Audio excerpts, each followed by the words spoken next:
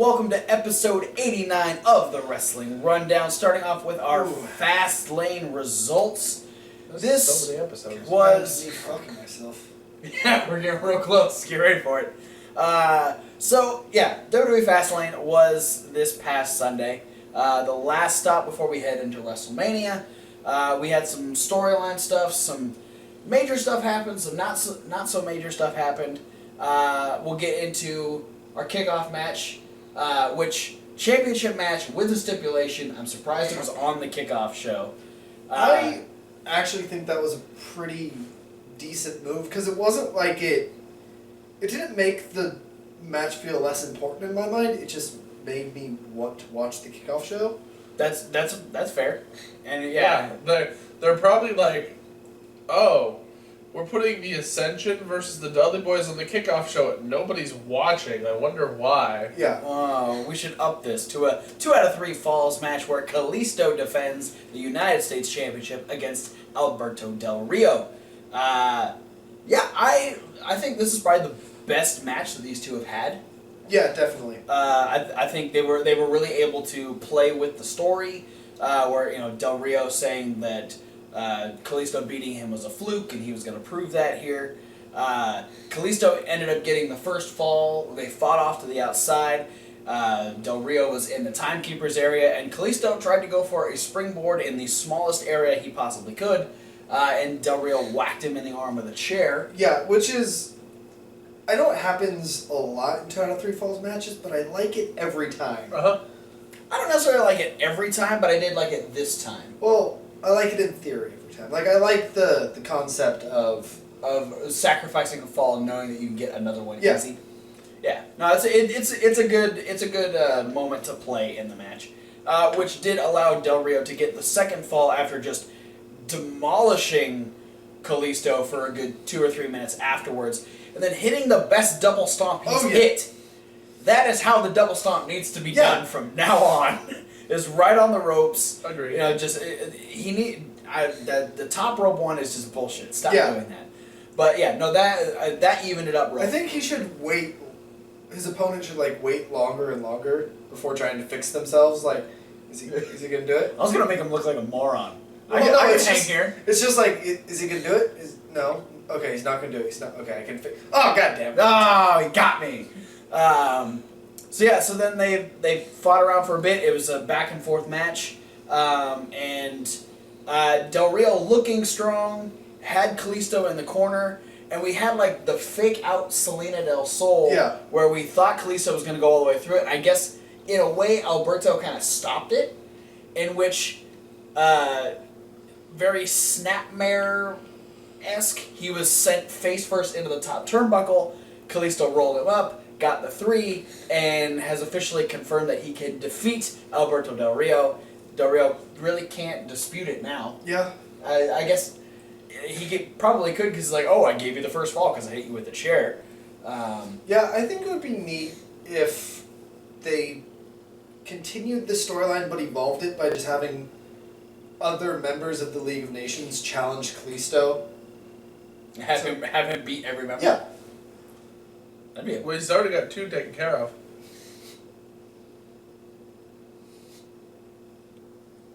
I know what that means. That's a dig that Barrett won't get in the ring. Well, he beat Barrett by forfeit. Yeah. Dick move, bro. Dick move. We open up the main card with the Divas Tag Team match. We had Good choice. Yeah, no, this was a really good match to start the pay-per-view.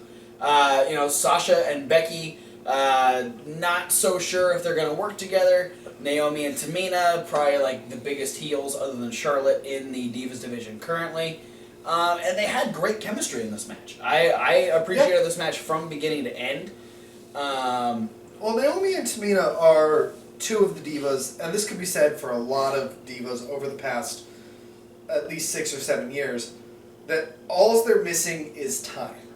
Right. I mean, there have also been a lot of divas who are just garbage. Yeah. But for a good handful, it's all these girls need is time. Let them show everything that they are capable of, and you'll see what they're worth. Yeah. Was there anything that stood out to you guys during this match? Not. I mean, it was a solid match, but Yeah, that's my thought on this match, and a lot of matches that happened on this pay-per-view was just that I didn't go into it thinking it was going to be a bad pay-per-view, but I didn't go into it thinking that all the matches were going to be like really high-quality matches, and they all turned out to be really good, entertaining, high-quality matches. Yeah. Sasha and Becky ended up picking up the win. Sasha was in the ring with Tamina, and Tamina went for some sort of tilt-a-whirl something, which landed her in the bank statement. Naomi tried to get in to break it up, and Becky was just fast enough to stop Naomi and get her in the disarmer, and both Sasha and Becky get their respective submission E's to tap out, and Sasha and Becky pick up the win. Yeah. A fun way to start. It's not very often that we're like, yeah, we're starting with a Divas match, and the Divas match actually is good. So nice to see there. We moved on to what I thought was going to be the opening match, which was the Intercontinental Championship match. Yeah, but Ziggler's very commonly an opening guy. Yeah, he's got the right balance between speed and athleticism that really sets the pace for the rest of the pay-per-view. Well, especially against Owens, who can just hit hard. And that's really what I appreciated from this match, is that the physicality that Owens brings and the way that Ziggler sells, it was a great combination. And the fact that they went balls to the wall against each other really escalated this feud that's kind of built over the last month or so. And this was a good culmination of it. I don't know if it's going to continue further from here. I hope not. Not because I don't like seeing these guys wrestle, but they wrestle so often. Yeah. No, it's one of those matches that it's at the point where, okay, it doesn't need to happen anymore. We've appreciated what it's given us so far, but let's move on. Let's do something different. Yeah. What I appreciate about these guys is how complementary they are to each other. Right. Because, like you were saying, Owens is very physical, he hits hard. Dolph Ziggler is very agile and athletic. Mm-hmm. But it's in the same sense that you don't expect the other one to be able to match them. Whereas Kevin Owens is surprisingly athletic for his size, and Dolph Ziggler can really hang in there in a fight scenario with Owens. So they really are a great match against each other. Yeah, and it was they were able to keep a really great pace through the entire match. The frustration on both sides, and a really creative finish. I liked the way this played out, that both of them had been trying to hit super kicks on each other. Dolph Ziggler set up for his Sweet Chin music and went for the super kick, but Owens moved and he almost kicked the referee. Yeah. And that distracted Ziggler long enough to oh crap, is the referee okay? Oh shit, here comes Owens. And Owens is able to grab him for the short arm and then set up the pop-up powerbomb. Kevin Owens retaining the Intercontinental Championship. Then we had a really weird Team Bald promo heading into this six-man tag where they were going to set the jungle on fire and send the Wyatts back to hell. My favorite part about this promo, and it's really the only part that sticks out in my mind, is you had Big Show and Ryback do their bit, but when Kane walked on screen, the lights also followed him in, turning it red. Yeah, the whole left side just all turned red, and he made his way in. This match was okay. This was my biggest problem of the pay-per-view, and it carries over into Raw, but we'll talk about that in the This match made me not like the Wyatt family anymore. I'll never get to the point where I don't like the Wyatt family. I don't dislike the Wyatt family. I don't care about the Wyatt family anymore. That's fair. I won't care about the Wyatt family until they get 2 pay-per-view wins in a row. That's what they need to do to win me back over. Ryback his athleticism is awesome to watch, and he got on a roll. It was impressive. Big Show also was moving faster than he has in a long time. And here's the thing. The Wyatt family lost.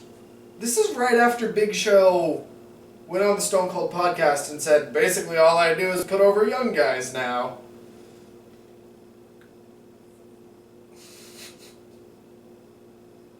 continuity at its best. There wasn't anything that really stood out in this match either. The distraction by Bray Wyatt didn't work. I liked Big Show throwing Luke Harper around. Yeah? Yeah, when he gorilla pressed Luke Harper to the outside. Yes, okay. Yeah. Okay, that actually scared me. It's not often that it's never that you see Luke Harper get gorilla pressed and then tossed to the outside. I think it's also rare that you have a circumstance where someone that big has people on the outside who can catch him. Yeah. The fact that Ryback was the smallest guy in this match really lent itself to the match itself. But the face team ends up picking up the win. Ryback is able to stop Luke Harper from powerbombing him, set up for a really sloppy shell shock, unfortunately. Yeah, that possibly hurt Harper. Yeah, it dropped him on his elbow. Yeah, dropped him right on his elbow. There were a lot of reports that he was hurried to the back. Just to make sure. Yeah. Well, judging by what we saw on Raw, it seems to be he fine, wrestled, so if he is hurt, it's minor. But. Yeah. So Team Bald picking up the win there. Moving on, our next title match. One more question about this match that I never got around to asking. Okay. Why is Ryback one of the old gods when him and Bray Wyatt have been around the same amount of time?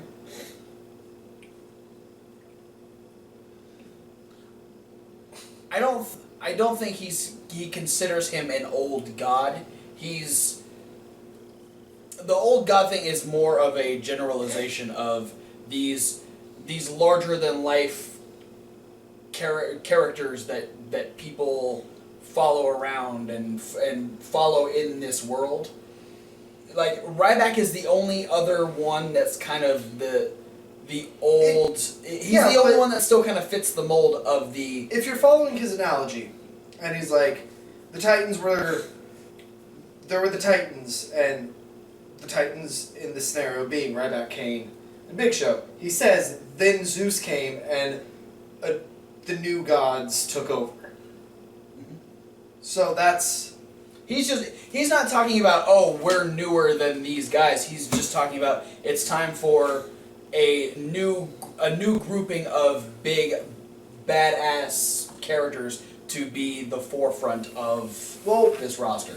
If two of your guys have been around since the Attitude Era, that makes that part unclear. Well, Undertaker was busy, so they used Ryback instead. Yeah, Undertaker's like, I have a big match to prepare for. Yeah. Moving on, we have the Divas Championship match. I liked this match. I appreciated the story that they told in this match. From the emotional standpoint that Brie is going in, and Charlotte being the ultra bitch that she's doing really good. Bitch. She's doing really good at being right now. That I can be good. Sorry. That's a whole different video. We'll talk about that some other time. That video package, man, that had me rolling.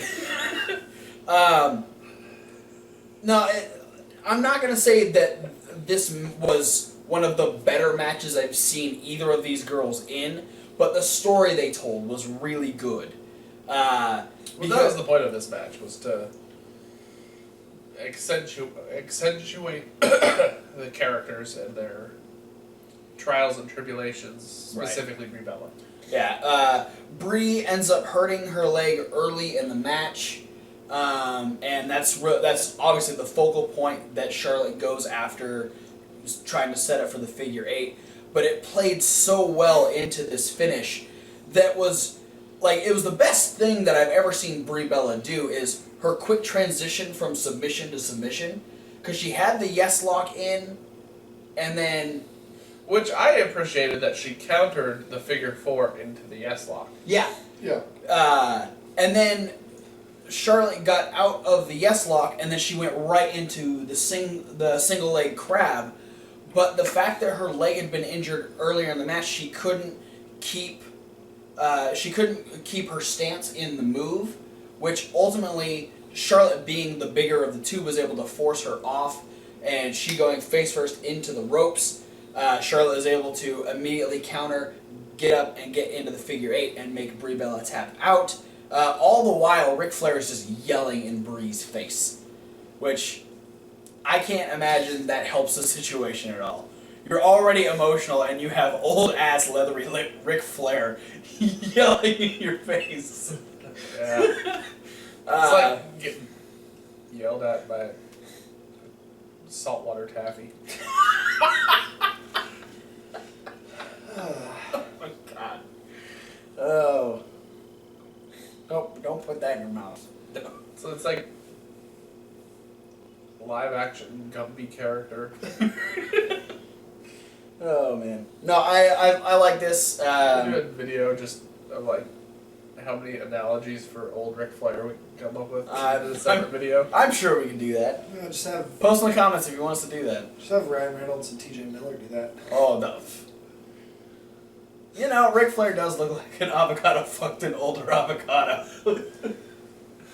Alright, back on track. Alright. Then we had AJ versus Y2J3, the rubber match. This feud that is built since the Royal Rumble. This was my match of the night. I agree. No, this was... Thank you for agreeing that was my match of the night.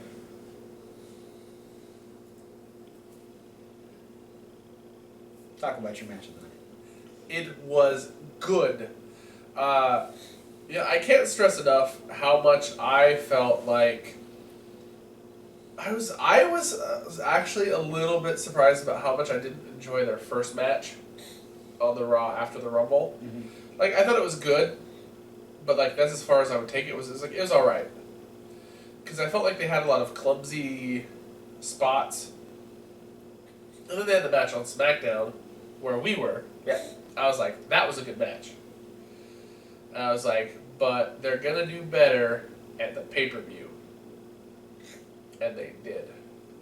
And I was really excited to see Styles, even though it almost didn't pull out, or didn't pull through the moonsault catch into the reverse DDT. Yeah, that was... That's been his trouble move since he's gotten in, because he tried it on Curtis Axel, and all he got was like a knee on Curtis Axel's face. Yeah.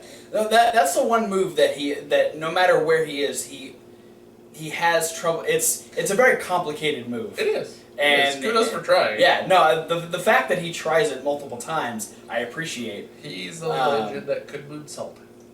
/DDT. Moonsault, reverse DDT. You got any? I know you're a big Jericho mark, and I know you like AJ Styles, so. Yeah, but I don't know. It's just like I said, on everything. Good match, nothing.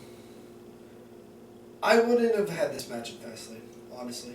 You would have done this with Mania? I would have had Jericho be like, no match at Fastlane. Then have the build be AJ trying to get the match. It was a good match, but there was no forward momentum. Yeah, it is kind of the placement of where it is in the year is like, okay, well, it's great because AJ got the win. He got Jericho to tap out to the calf killer. But it is like, oh, hey, we cement AJ Styles as a big-time player here in WWE during the time where, well, I mean, like, the big-time matches are all already in progress of being set up and booked. Yeah. Mm-hmm. So it's like, it's good because it establishes AJ, but to what ends now? Because... You know, unless they do something crazy with the Intercontinental title in like a big multi-man match, or with the U.S. title, there's not much for Styles to do come WrestleMania. Yeah, True. So, I'm not knocking this match at all. I liked it. The two complaints I have, two like gripes of in-match stuff. Okay. I don't like the fact that Jericho's kicked out of the Styles Clash just because he's so new and they're trying to protect finishers again. That they haven't like established his finish dangerous enough yet, I think, to have people start kicking out of it. And two, the bit where Jericho almost dropped AJ on his fucking head. Oh yeah, the reversal from the, that was that was scary. Rana into the walls But- of Jericho. other than that, it was a good match, but what now? Yeah. And that's my gripe with Fastlane overall. Like, okay, now what? All right, fair enough. Yeah, kicking out of the Styles Clash, but then immediately transitioning into the Calf Killer. getting Jericho to tap out. Then we had our very strange cool-down segments, where first we had the Cutting Edge Peep Show, which I'm sure we were all excited for. The first half of this was fucking great. Yeah. I mean, Edge and Christian, it's always fun to see them. They're always super funny. And then you throw in the New Day, and the New Day are always fun to watch, and they're always freaking awesome. And always super funny. Always super funny. And you get these... I loved Edge comparing the New Day to Edge and Christian. Yeah. That was just a hilarious... Like, watching the New Day, like, try and deny it, but, like... I was waiting for at some point in the New Day we're going to try and claim that Edge went back in time and was copying all the New Day stuff. That would have taken this whole segment to a different direction. But okay, speaking of different directions, this went a completely different direction than most people thought. Yeah. If you were an internet rumor guy, you thought, okay, we've got Edge and Christian, we got the New Day, we're gonna get Enzo and Cass. Yeah. So I wasn't even like watching the internet rumors on this, but I thought that's what was gonna happen. Mostly because we saw Enzo and Cass here at SmackDown, and we know they've been touring with the main roster, so they're getting called up sometime, probably. Or you were the ones that had been watching the last couple weeks and the build-up of the possibility of the Social Outcasts coming out and joining in this situation. So, Yay. So you expect either Enzo on the mic or the Social Outcasts to come out and do their thing. And instead, we get the League of Nations. Yeah, so it's hard to describe how disappointing it is to expect Enzo to come out on the mic and hear Sheamus instead. So the positive that I took from this is I'm okay with the League of Nations getting involved in the tag team division. Yeah. There's different combinations of guys they can throw in. New Day does it. The Social Outcasts do it. That's cool. We got more teams vying for the tag titles. We don't have to see Sheamus or Del Rio in the main event storyline. So that's cool. But it made absolutely no sense for Edge and Christian to be bantering with the New Day, and then the New Day to trash on another heel faction and have that heel, which they were originally like a unit when the League of Nations first joined up. Yeah, they were all buddies. But then the League of Nations comes out and says, no, fuck you, New Day. And then New Day and Edge and Christian are all of a sudden buddies as they're walking away from this whole segment. Yeah. Yeah, and so where did we go here? So it just kind of fizzles out with New Day gonna be faces now? Maybe? The ending bit with Edge making it rain on Big E. Edge was on fire, man. Yeah, Edge is hilarious. Christian's hilarious. I love hilarious. Edge telling Del Rio that in the 5 years since he retired, he's done more in the ring than Del Rio has. And the look at Del Rio didn't know what to... Well, it's true, though. If you don't count physical, like, just physically in the wrestling ring, and just, like, in the company, Edge is in the Hall of Fame. Yeah. And he's been in and out doing stuff with the company more often than Del Rio has. It took a weird fucking turn. But we did get the Social Outcasts. Because we had an impromptu match between Curtis Axel and R-Truth. I really liked their promo. Oh, yeah. That was hilarious. The Social Outcast promos are always just super funny. Bo was the best part. This group has made me love Bo Dallas. I'm glad you've come around to the light. I am a Bo Lever because of the Social Outcast. But then R-Truth came out, and he did a fucking weird little bit. He did his rap. Yeah. And then he, like, counts them. And he's like, I guess that's what's up. Let's count along with R-Truth. Which, R-Truth is hilarious when he wants to be. This just made no sense. Yeah. then It's basically just a reason to have Goldust come out and yeah. accidentally make R-Truth lose. Yeah. Goldust thought he was helping, and he took out Heath Slater, he took out Bo Dallas, and then he threw Adam Rose into the ring, which R-Truth had to jump over Adam Rose, which distracted him, allowing Curtis Axel to roll him up and beat him. Makes me wonder if something earlier in the show went short. Well, yeah, at this point, they still had like 45 minutes, or 40 or 45 minutes until the end of the show, and they knew that the triple threat wasn't going to go that long. Yeah, so it makes me wonder if something went short, and they're like, okay, we need to just have R-Truth take on Curtis Axel. Let's just throw that out there. We can further the Goldust storyline. Yeah. I mean, it was a good save for that. I mean, it wasn't a bad idea to have some sort of storyline build, but also more cooldown for the main event. I feel like if they wanted to make this flow more and make more sense as a show, this should have taken the Intercontinental title spot. Then that match should have gone before Edge and Christian, and that goes on before the main event. That was probably the originally the Cutting Edge Peep Show was the cool down, but yeah, all right. So we got Curtis, Social Outcast won again. Yeah, that's cool. All right, so now we're at our triple threat main event. The winner going on to face Triple H at WrestleMania for the WWE World Heavyweight Championship. My favorite part of this match is that from beginning to end, they kept the pace. They did not slow this match down. Which is a real possibility when you got Brock Lesnar and Roman Reigns. Exactly. Like, from the beginning, the fact that Ambrose went directly after Lesnar, and they kept backing each other into the corners and pulling each other off, and then hitting the suplexes and stuff. It was I really liked when Dean Ambrose tried to suplex Brock Lesnar, and it didn't work. And Lesnar's just like... So he turns around, and he gives him the belly-to-belly, but he, holds him for a second to make Dean Ambrose think about it. Yeah, and Dean Ambrose... Did you learn your lesson here? And Dean Ambrose goes, ugh! And he gets thrown over. No, and it was just that they kept that pace. They didn't slow down for the whole time. Lesnar going through 2 out of 3 of the announcement tables. I like that bit right before they do the first powerbomb through the table, where they're both Dean and Roman are getting beat up on the outside, and then Dean hits a low blow on Lesnar, and he's just standing there, and Roman Reigns looks up, and he's like, yeah! They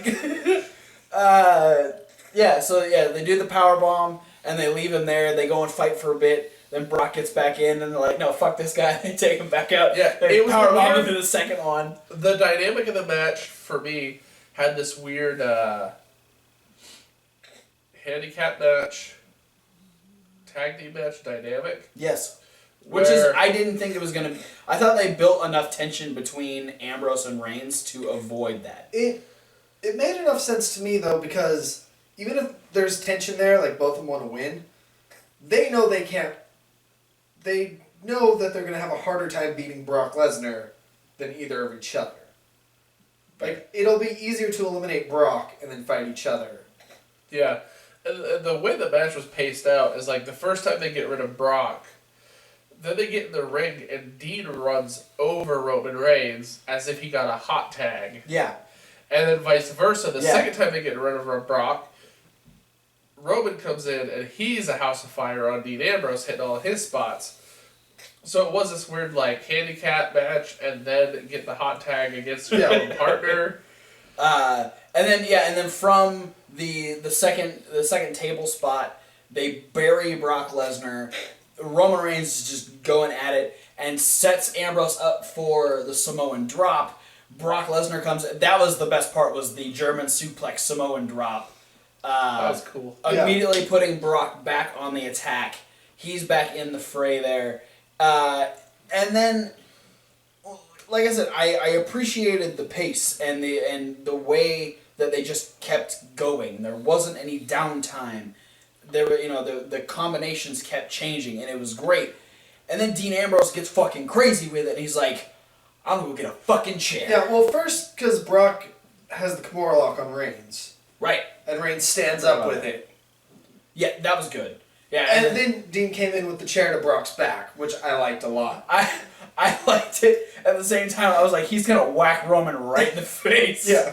Because Roman's right there. I imagine that chair was just scary close. So that breaks up the Kimura. And then he just starts going nuts on Lesnar.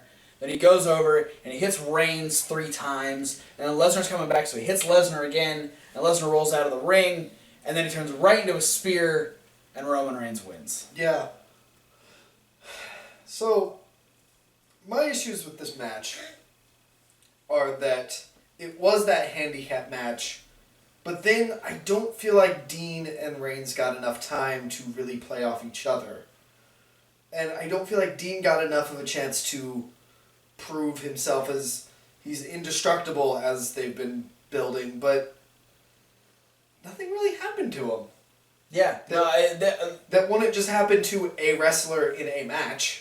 Yeah, I feel like Roman Reigns and Dean Ambrose were so in the driver's seat that it wasn't the, oh my god, look how strong Dean Ambrose is, or look how strong Roman Reigns is, look how resilient Dean Ambrose is. It was just, fuck you, Brock, we're gonna fight. Fuck you, Brock, we're gonna fight. Right. My only issue is I felt like there needed to be a longer spot between the chair shots and the end. And then that was my other thing. That was my only real issue. Was I appreciate the suddenness, but I didn't like that particular spot. There needed to be another lead into a sudden finish. Yeah, well, and from everything I read, the end was set up that way because they went right into damage control afterwards, so it was set up so suddenly so that the crowd didn't have time to just rain the ring with boos. Which they did, but because Roman hits the spear, gets the pin, instantly, from what I read, they cut off the mics in the arena, or the crowd mics, and then increased the volume on the music and played it right off the bat. Then they played the video packages with the commentary to help mask the boos more. Then when they end, they play Triple H's music to have him come out and he gets cheered. And they have the stare down and they just cut. Yeah, no, the abrupt ending to the pay-per-view was really strange. It was just like, good night, everybody! Yeah, and that was to minimize the audience reaction. And this is the problem. The biggest problem with this is they knew...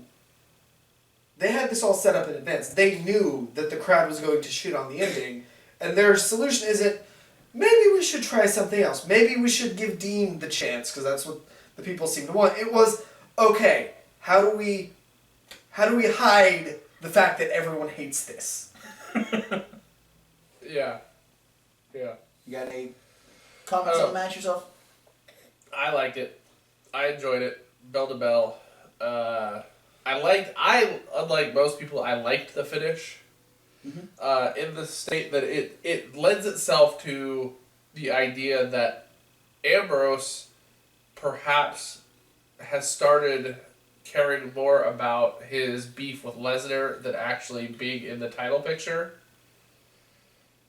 And at the same time, it also builds the spear up as kind of one of those can come out of nowhere and end the match finishes, because now with basically the other guy who had that move, Orton, had the out of nowhere move that can finish a match, him being out, every other finisher on the roster is pretty predictable. I said the next closest thing would have been the Brogue Kick, but Sheamus isn't really in that top tier picture anymore. Yeah. Yeah. So it's them bringing in another move that could be ooh, because it's going to happen at Mania, mm-hmm. where at some point Roman's going to hit a spear out of nowhere and it's going to seem like it'll be the finish. Yeah. For me, the overall thoughts on Fastlane are, bell to bell, everything was good. Mm-hmm. Bell to bell, everything was either good or great. After the bell, what's it mean? Ultimately, it means nothing. The only thing that has a lasting effect on me is the fact that I don't care about the Wyatt family anymore. the one thing that actually matters is a negative. Ouch. So overall, And this might sound surprising, overall I give Fastlane a B-. I'm in that same. I'm giving it a C plus. Like it was good, but yeah, I didn't leave it going, wow, I couldn't believe that paper. It was. It was a good episode of Raw that you had to pay $10 for. Alright. I give it a B plus. Alright. So we're tiered on it. So yeah, I mean, we'll have to see what this next month and a half build for Mania we have. See if that helps it at all. It could have been worse. It could have been better. Let's just hope that WWE knows what they're doing, building up to WrestleMania 32. Before we finish the video, I want to say thank you to the 2 people that commented on the Fastlane predictions. Yeah. Chris Doc. Unfortunately, you spoiled something for Raw because I checked out your page, but we will. I want to check out your video. We appreciate the like, appreciate the comment, and Brittany, she put in her predictions for Fastlane. She got the 6-man tag right, and the main event she got right, but she wasn't surprised that Roman Reigns won. Neither were we. So thank you guys for commenting. More people comment. Come up with prizes for people who put in. I'm giving points to Brittany because she had Harley Quinn as her avatar. So I'm just saying, like, if we could come up with probably not a physical prize because we don't have that kind of money, but just some honor to like give people who call matches. Hey, yeah, she got 2 out of the 7 right. I mean, that makes she her got 1 less than you. Look, You got 3. that. Did I only get 3? But No, guys, 4. Never mind. Because you guessed Roman Reigns. that gives her the highest score for Fastlane out of all of the Wrestling Rundown fans. Yeah. So, Brittany, you won the fan predictions for Fastlane. Congratulations. You're the very first winner of fan predictions. Keep predicting the pay-per-views. Every single Saturday before the pay-per-view happens, there will be a predictions video. So be sure to comment on it. For those of you watching this video, comment your thoughts on Fastlane. What you think about the matches? Comment your Fastlane predictions. Yeah. Maybe you'll be the new winner. But don't cheat. You already cheated. Fuck it. You lose. You're disqualified. No. Thanks for watching. Click the like button, the subscribe button, and comment about Fastlane. What were your favorite parts? What didn't you like? Obviously, I'm sure most of you will say that Roman Reigns winning sucked. We kind of agree, but you know what? We kind of saw it coming also. Yeah. We'll talk more about that on Raw. Yeah. Probably. Maybe. Who knows? Click all the links down in the description so you get to all of our social medias, get updates when videos go up, get weekly pictures on Instagram, all that stuff. Check it out. Also, check out the playlist because coming up next, we're going to have a Raw review night after Fastlane. We got more videos coming this week. Midweek wrap-up, SmackDown rundown, and some indie news. Indie news talking about, we got Chikara results. We're going to have Ring of Honor results. We're going to have other results. Shine. Various and results. Other stuff. So check that out. Thanks for watching, and we'll see you at whatever video you decide to watch next. What he said. Hey. Fuck Alex, right?